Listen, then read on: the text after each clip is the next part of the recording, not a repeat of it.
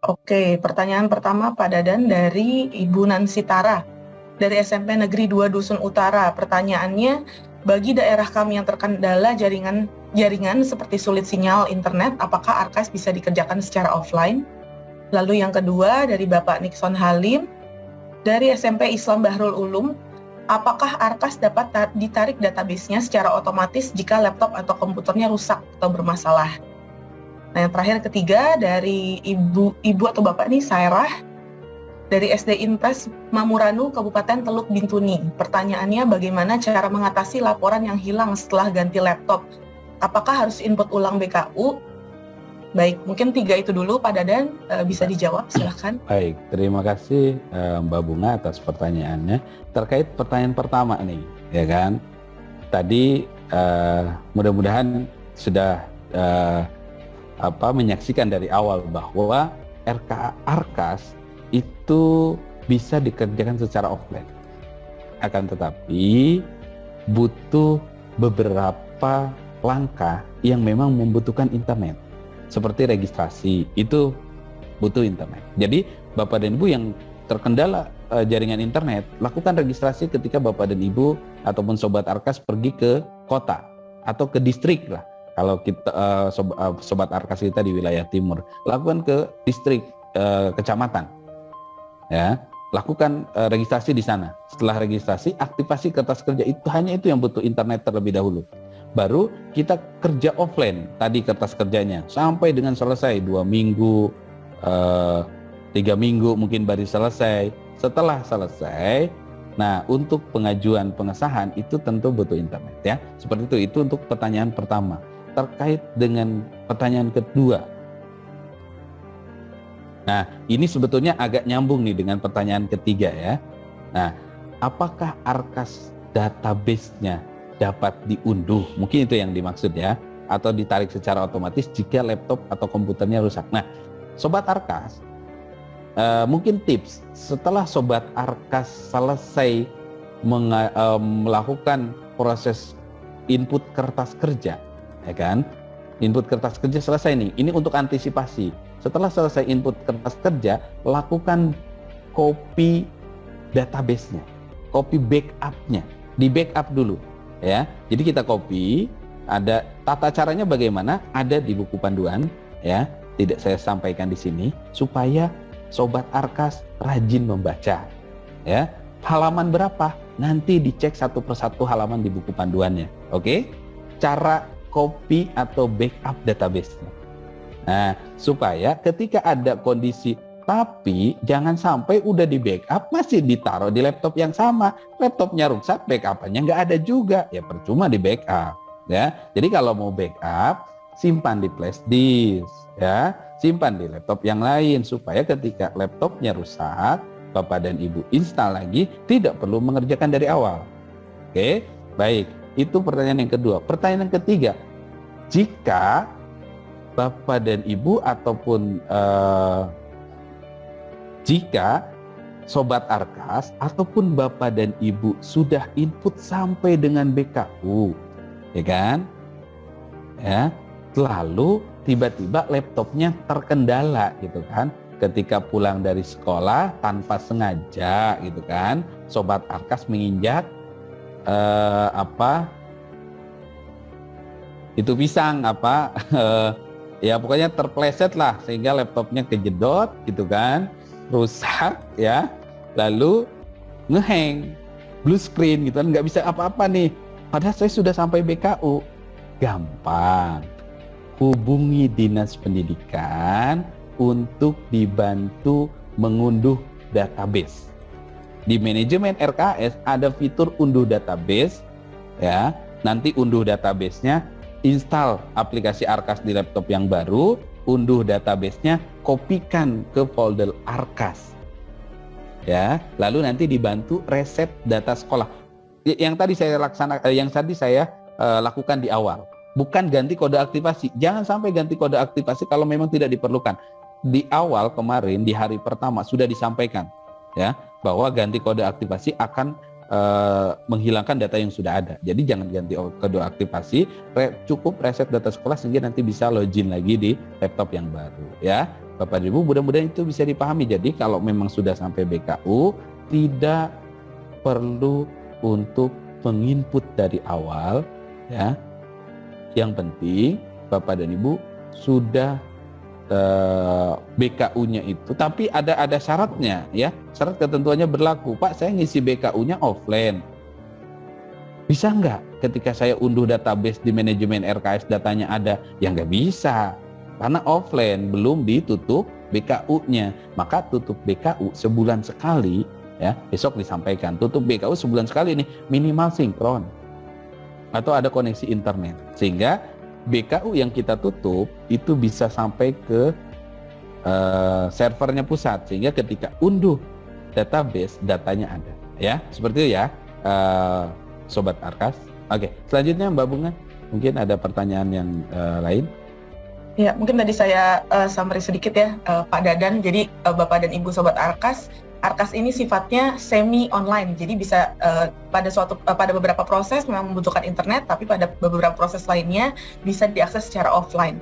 Dan saya ingatkan jangan lupa untuk sering-sering backup database dan melakukan sinkron ya. Jadi jika ada terjadi suatu hal yang tidak diinginkan, kita sudah aman nih Bapak dan Ibu. Betul, punya backup. Begitu.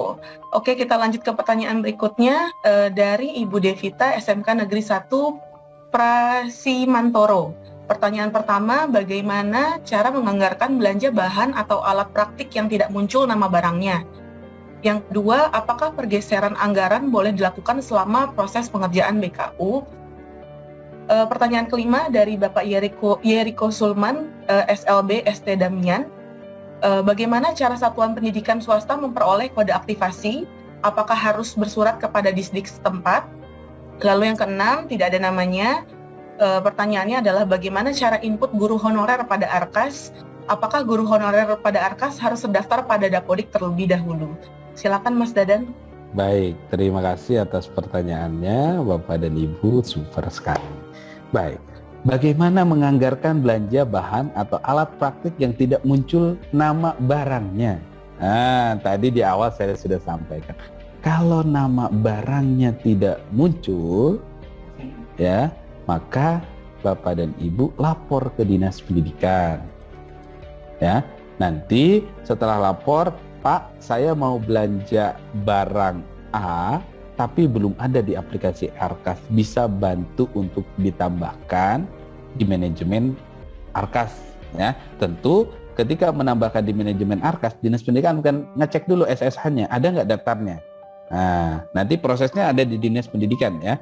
Baik, kalau SMK ini Pak atau Ibu ya, mungkin Pak atau Ibu Devita, Ibu Devita, nanti kalau SMK itu ke provinsi. Karena SMK itu saya yakin Pak Ibu, SMK itu ada hal-hal, contoh SMK pertambangan gitu, ada hal yang memang alatnya bisa belum tercantum di markas, karena markas memang masih kita masih terbatas, sehingga barang-barang yang memang belum ada itu bisa dilaporkan ke Dinas Pendidikan. Direkap saja di Excel, ini harga pasarannya berapa, ini harga berapa, langsung sampaikan ke Dinas Pendidikan Provinsi ya.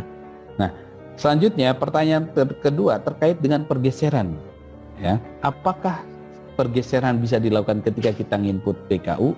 Bisa. Jawabannya bisa. Tapi ketika kita di pertengahan, kondisinya di pertengahan nih, di pertengahan input BKU, kita lakukan pergeseran, maka BKU-nya akan ketutup otomatis.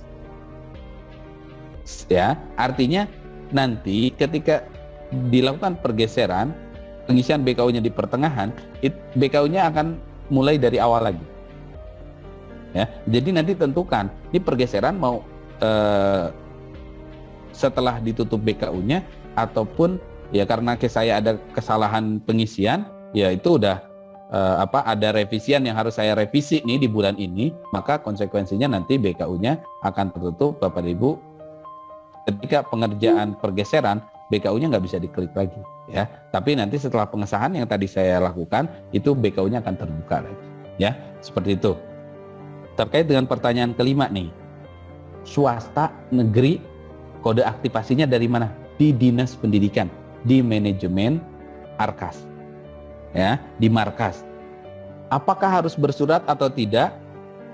Ini sebetulnya kalau kode aktivasi nggak perlu bersurat, Bapak Ibu tidak. Kalau SLB ini kan SLB ST Damian tuh dari daerah mana ya? Saya nggak tahu. Yang pasti kalau SMA, SMK, SLB itu mintanya ke Dinas Provinsi Pengelola Markas, bukan ke kabupaten kota, karena SLB ada di naungan Dinas Provinsi. Ya, seperti itu ya. Kalau untuk permintaan kode aktivasi itu tidak perlu bersurat, ya, cukup Bapak dan Ibu komunikasi dengan admin markasnya, diminta nanti ya. Baik, yang keenam, bagaimana cara input guru honorer pada Arkas? Guru tidak bisa diinputkan di Arkas. Kalau mau input guru honor, inputnya di Dapodik. Ya, tambah guru itu bukan di aplikasi Dapodik juga. Tambah guru baru itu adanya di Perpal PTK. Kalau sekolahnya negeri, ya, oleh operator dinasnya. Kalau sekolahnya swasta, oleh operator yayasan. Nah, jadi input guru honor bukan di Arkas. Arkas itu terintegrasi dengan Dapodik sehingga guru-gurunya nggak perlu diinput di Arkas, ya, untuk menginput gurunya. Tapi perencanaan pembayaran honornya itu baru yang diinput di aplikasi Arkas, ya. Seperti itu ya. Ini ada 3 pertanyaan. Boleh. Saya bantu bacakan. Yang pertama dari Ibu atau Bapak Mince, UPT SPF SMP Negeri 11 Makassar. Pertanyaannya, apakah proses penginputan pada BKU harus sesuai dengan pada saat perencanaan atau RKAS? Yang kedua, dari Bapak Hadi Purnomo, SMKN Paku Sulbar. Pada saat klik tombol penerimaan transfer pada menu penatausahaan, terdapat kendala yang menyebabkan jumlah menjadi 3 kali lipat. Apakah yang harus dilakukan oleh sekolah? Nah, yang ketiga dari Ibu Mirnawati, jika dana tahap 1 diterima atau dicairkan pada bulan April, untuk pencatatan BKU tahap 1-nya bagaimana pencatatannya seperti itu ya Pak? Mungkin boleh dijawab 3 dulu Pak Yayan, silakan. Baik, terima kasih Mbak Tias. Baik, untuk yang pertanyaan 1, ini apakah proses penginputan pada BKU harus sesuai dengan pada saat perencanaan atau RKAS? Ini maksudnya kalau saya merencanakan sebuah kegiatan, di perencanaannya itu saya akan laksanakan di bulan misalkan Maret. Apakah harus sama dilaksanakan di bulan Maret? Tidak harus sama, Pak. Jadi bisa saja misalkan Ibu Bapak, Sobat Arkas merencanakannya di bulan Maret, karena misalkan tahap 1-nya belum diterima, kemudian boleh tidak dilaksanakan di bulan April? Boleh. Boleh. Yang tidak boleh itu ketika Sobat Arkas atau Ibu Bapak merencanakan dia di bulan Agustus, tapi saya ingin direalisasikan di bulan Maret. Itu tidak bisa, jadi tidak berlaku mundur. Kalau berlaku maju boleh, gitu ya. Berlaku maju boleh, kalau berlaku mundur tidak boleh. Misalkan Agustus ditarik ke Maret, itu tidak boleh. Lantas bagaimana kalau misalkan ingin diubah? Misalkan saya terlanjur menggunakan di Agustus, ya harus digeser. Kalau misalkan Agustus ditarik ke, tapi kalau misalkan bulan Maret dilaksanakan di April, di Mei, di Juni, itu boleh. Jadi setiap kegiatan yang kita rencanakan misalkan di bulan Maret dan tidak terrealisasi, itu akan muncul terus di bulan April, di bulan Mei, sampai dia terrealisasi. Seperti itu. Kemudian untuk pertanyaan kedua, pada saat klik tombol penerimaan transfer pada menu penatausahaan terdapat kendala. Nah, ini kendalanya kita belum tahu ya. Terdapat kendala yang menyebabkan jumlahnya menjadi 3 kali lipat. Apa yang harus dilakukan oleh yang dimaksud kendalanya itu kita tidak tahu ya. Pasti begini, Sobat Arkas atau Pak Hadi Purnomo, yang pasti begini. Ketika penerimaan transfer, nominal yang muncul di situ defaultnya dari Arkas itu bisa kita ubah sesuaikan dengan yang diterima oleh sekolah.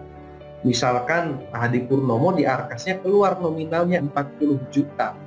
Tetapi Pak Hadi Purnomo terimanya itu hanya 30 juta. Maka di penerimaan transfernya itu diketikkanlah 30 juta sesuai yang diterima. Jadi kalau kemudian terdapat kendala menjadi 3 kali lipat mungkin saja. Kita belum tahu ya karena sistem. Nah, solusinya bagaimana kalau terjadi seperti ini? Solusinya adalah lakukan hapus BKU pada bulan penerimaan. Contoh Pak Hadi Purnomo menerimanya itu di bulan Maret gitu ya. Di awal bulan Maret ketika diinputkan penerimaan tiba-tiba nominalnya menjadi 3 kali lipat. Solusinya bagaimana? Hapus lagi, ajukan hapus BKU ya bulan Maretnya. Nanti diulang lagi prosesnya gitu ya. Kadang-kadang ada beberapa kasus itu ternyata setelah diulang malah normal kembali. Nah, itu yang memang kadang-kadang harus kita lihat gitu ya. Kalau permasalahannya ada di Apkas harusnya se-Indonesia sama kasusnya, tapi kadang-kadang munculnya cuma satu gitu ya dari sekian ribu sekolah. Nah, kasus-kasus seperti ini solusinya ya hapus BKU dulu, ajukan Pak Hadi Purnomo, nanti oleh dinas di approve, nanti Pak Hadi Purnomo tinggal diulang lagi, inputnya lagi penerimaan terus itu gitu ya. Kemudian yang ketiga, jika dana tahap satunya diterima atau dicairkan pada bulan April, untuk pencatatan BKU tahap satunya bagaimana? Nah, ini pertanyaan bagus. Jadi begini, terutama Ibu Mirna ya dan Sobat Arkas. Jadi ketika tahap satunya diterima di bulan April, sebagaimana kita ketahui, bulan April itu sudah masuk 2. Bagaimana? Ya pencatatan pertama, pencatatan penerimaan transfernya pun harus di bulan April, meskipun tahap 1. Ya, meskipun tahap 1 tetap di bulan April. BKU-nya bagaimana? Ya BKU-nya pun kita mulai di bulan April. Gitu ya. Nah, Pak, nanti pelaporan tahap 1-nya bagaimana, Pak? Sementara tahap 1 itu kan Januari sampai Maret. Ya, artinya pelaporan tahap 1-nya nanti ke bos berikutnya, ya laporannya 0, tapi bukan tidak lapor ya. Jadi Ibu Bapak Sobat Arkas, jadi ketika masuk ke bos salur itu 0 gitu ya, karena memang belum menerima transferan, bukan berarti tidak lapor ya. Tetapi karena kita tidak menerima transferan sehingga tidak ada belanja, maka kita laporkannya 0. Apakah boleh tahap 1 itu kita gunakan di bulan April? Boleh. Ya. Bahkan Ibu Bapak yang menerima di bulan Maret pun di tahap 1 kalau tidak habis, apakah boleh uang tahap 1 dipakai di tahap 2? Boleh. Gitu. Jadi tidak kaku gitu penggunaan BKU ini. Kurang lebih seperti itu, Bu Mirna. Silakan Mbak Tias. Oke. Mbak Mirna, Mbak Tias sudah? Ya, maaf, ada kendala Pak Yayan. Oke, baik. Oke, kita lanjutkan ke pertanyaan keempat ya, dari Ibu Rahayu, Dinas Pendidikan Nunukan. Pada saat pencatatan BKU pada salah satu sekolah terdapat notifikasi terindikasi memecah nota. Nah, ini tadi sempat ini juga ya Pak Yayan ya, sempat dibahas ya, apa yang harus dilakukan. Kemudian yang kedua nih, pertanyaannya agak mirip, serupa, jadi kami kelompokkan. Dari Ibu Yeni SPD, SMA 17 Takengon Aceh Tengah, dan Bapak Zaini dari SMP Negeri 11 Banjarbaru. Pertanyaannya yang pertama, apakah perbedaan antara pencatatan SPJ dengan SPJ non-tunai? Gitu Pak, dan bagaimana contohnya? Tunai dengan non-tunai mungkin ya maksudnya ya. Kemudian yang kedua, apakah jasa giro atau bunga bank pada rekening sekolah harus diisikan pada BKU? Kemudian yang ketiga, dari Bapak Abdul Haji Titawail dari Distrik Buru Selatan, apakah pada proses perencanaan pembelanjaan barang yang disusun pada aplikasi RKAS sudah termasuk pajak atau belum? Seperti itu. Silakan. Oke, siap. Wah, luar biasa, pertanyaannya bagus ya. Untuk yang dari Dinas Pendidikan Nunukan, gitu, ini sebetulnya sudah tadi dibahas juga ya. Pada saat pencatatan BKU pada salah satu sekolah terdapat notifikasi terindikasi memecah nota. Apa yang harus dilakukan? Yang harus dilakukan adalah menggabungkannya. Gitu ya. Tadi juga sudah dijelaskan bahwa ketika kita belanja misalkan TK gitu ya, masih di bulan yang sama, kemudian notanya ada 2, dan ketika digabungkan itu melebihi 2 juta, maka itu harus digabungkan pencatatannya karena pajaknya tetap harus dibayar. Jadi tinggal Sobat Arkas nanti kalau muncul seperti itu nanti diokekan, nanti akan muncul lagi notifikasi berikutnya gitu ya, untuk minta digabungkan. Tinggal diklik yes, solusinya sudah selesai, datanya tergabung. nanti pajaknya akan keluar gitu. Nah itu yang rahayu dari Dinas Pendidikan Unukar. Kemudian yang berikutnya apakah perbedaan antara pencatatan SPJ dengan SPJ non tunai dan bagaimana contohnya? Nah itu tadi contohnya sudah didemokan gitu ya. Kita tinggal bahas perbedaannya. Ini sudah jelas perbedaannya. Kalau SPJ itu ya kita bayar atau belanjanya tunai. Yang SPJ non tunai kita sistemnya pembelanjaannya itu langsung transfer antar bank, itu non tunai gitu ya. Jadi sudah jelas di situ ya. Jadi kalau yang masih menggunakan uang cash yaitu SPJ. SPJ itu SPJ tunai sebetulnya. Memang harusnya sama ya, SPJ tunai dan SPJ non tunai itu lebih jelas. Itu kemudian contohnya tadi sudah kan, apakah jasa giro atau bunga bank pada rekening sekolah harus diisikan pada BKU? Sebetulnya ini kembali lagi ke yang sepengetahuan saya itu sebetulnya bunga bank itu sudah langsung sampai ke kas daerah ya, sehingga tidak perlu dicatatkan. Yang perlu dicatatkan itu ketika bunga banknya itu tidak langsung masuk ke kas daerah, artinya jadi penambah, jadi saldo tambahan ke saldo yang ada di sekolah, maka ya harus dicatatkan. Karena fungsi pencatatan ini supaya kita balance nih, jangan sampai di banknya ada 10 juta, di catatan kita ada 9 juta. Nah, itu artinya nggak balance gitu ya. Nah jadi itu kembali lagi ke aturan yang ada di daerah masing-masing atau di aturan banknya. Yang saya tahu itu biasanya sudah langsung ditarik ke kas daerah sehingga tidak jadi penambah. Kalau tidak jadi penambah ke satu bank yang ada di rekening sekolah, ya itu tidak perlu dicatatkan karena sudah langsung ditarik gitu ya. Tapi kalau kemudian jadi penambah gitu ya, nah supaya balance ya harus dicatat. Gitu, kurang lebih seperti itu ya. Semoga bisa terjawab dan mampu dipahami. Kemudian yang keenam, apakah pada saat proses perencanaan atau perencanaan pembelanjaan barang yang disusun pada aplikasi RKAS sudah termasuk pajak atau belum? Sudah ya, sudah Ibu Bapak. Jadi kalau Ibu Bapak menganggarkan beli belanja laptop 10 juta, maka ketika belanja 10 juta itu udah plus pajaknya ya. Jadi jangan cari laptopnya yang harganya 10 juta pas, sehingga nanti ketika keluar PPN jadinya 11 juta gitu ya, atau jadi 11 juta 100, itu kan jadi ada lebih. Jadi 10 juta itu sudah plus pajaknya gitu ya. Jadi yang di perencanaan itu nominal sudah plus pajak. Itu jawabannya seperti itu. Silakan Mbak Tias. Oke, Pak Yayan, tadi ada ternyata terlewat nih pertanyaannya yang mengenai SPJ tunai dan non tunai. Itu saya mau mengelaborasi juga sih, apakah ada restriksi atau limitasi Pak, barang-barang atau pembelanjaan apa saja yang harus tunai atau barang apa saja yang harus non tunai, seperti itu Pak Yayan? Atau memang ini lebih ke pembedanya saja cara pembayarannya gitu? Ya, jadi terkait SPJ yang tunai dan non tunai, apakah itu lebih ke pembedaan cara pembayarannya saja Pak? Atau memang ada kegiatan-kegiatan yang harus tunai, ada juga yang harus non tunai, seperti itu Pak Yayan? Sebetulnya itu hanya dari sisi pembelanjaan saja, tidak ada keharusan. Memang justru sekarang kita akan menuju ke supaya lebih efektif dan efisien memang yang SPJ ini. Nah, kita sedang menuju ke sana dengan Pak ini kan kita akan diarahkan ke SPJ non tunai sih sebetulnya. Seperti itu. Oke, berarti tidak ada limitasi gitu ya Pak ya, sebetulnya ya. Oke. Lalu ada pertanyaan tambahan ini tadi, apakah kolom NPWP diisi? Iya, terlewat ya. Apakah kolom NPWP ketika input SPJ wajib diisi? Ya.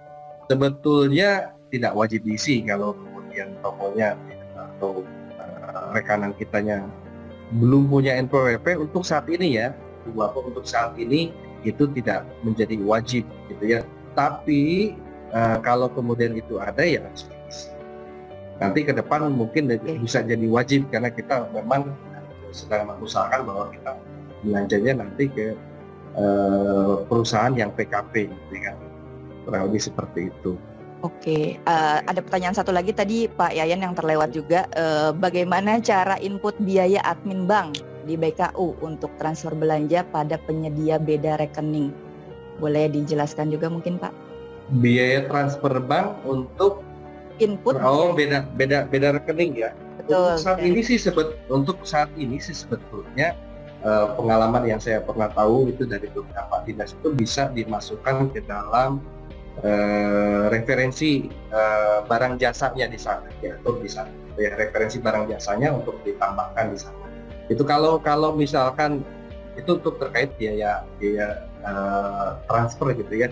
Kalau kemudian untuk administrasi bulanan yang diakibatkan dari proses menyimpan uang di bank sih sebetulnya ketika tutup PKU itu ada gitu ya. Kalau administrasi banknya itu yang diakibatkan belanja, tentu itu bisa, kalau memang ini sih bisa ditambahkan.